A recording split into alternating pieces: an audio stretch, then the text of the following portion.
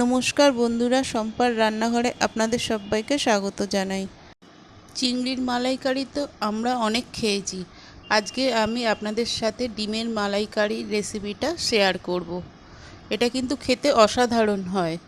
এটা ভাত, রুটি, লুচি, পরোটার সাথে খেতে অসাধারণ লাগে। আসুন তাহলে রেসিপিটি শুরু করি।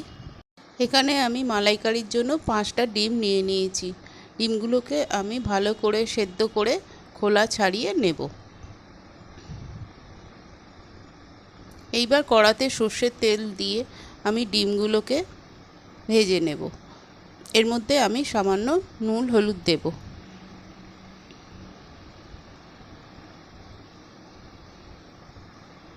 ডিমগুলো একটু লাল লাল ভাজা হলে আমি ডিমগুলোকে তুলে নেব।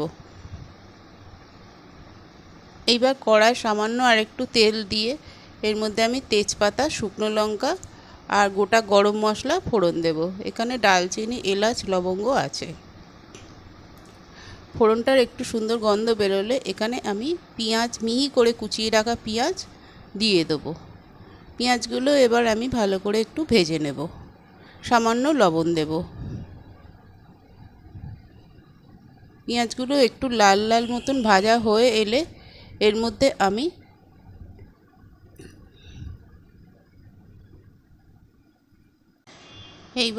এর মধ্যে 1 চামচ আদা রসুন বাটা দিয়ে দেব।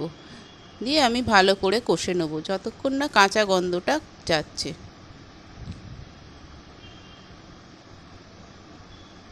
এইবার আমি এর মধ্যে কিছু মশলা দেব। 1/2 চামচ লঙ্কার গুঁড়ো, অল্প একটু হলুদ গুঁড়ো। এখানে আমি হলুদটা খুব কম দেবো, যেহেতু মালাইকারি সেহেতু হলুদের গন্ধটা একটু কম হলে ভালো হয়। এখানে 1 চামচ আমি চিনি দেব। দিয়ে আমি ভালো করে মশলাটা কষে নেব। এইবার আমি মিক্সিতে বেটে রাখা নারকেল বাটা দিয়ে দেব। দিয়ে এটাও ভালো করে আমি একটু মশলার সাথে কষে নেব।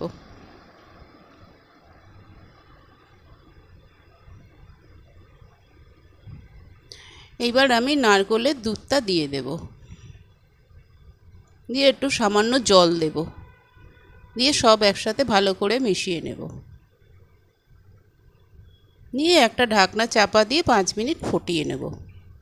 ফুটে উঠলে এর মধ্যে আমি ডিমগুলোকে দিয়ে দেব। ডিম দিয়েও আমি কিছুক্ষণের জন্য একটু ফুটিয়ে নেব। তারপর এর মধ্যে আমি ঘি দেব আর 3টে কাঁচা লঙ্কা দিয়ে দেব। দিয়ে এবার গ্যাসটা একটু কমিয়ে দিয়ে আমি একটা ঢাকনা চাপা দিয়ে রেখে দেব। ব্যাস, আমার ডিমের মালাইকারি রেডি। এই রান্নাটা করতে খুবই কম সময় লাগে, খেতে কিন্তু অসাধারণ লাগে। বাড়িতে এইভাবে একবার করে খেয়ে দেখবেন।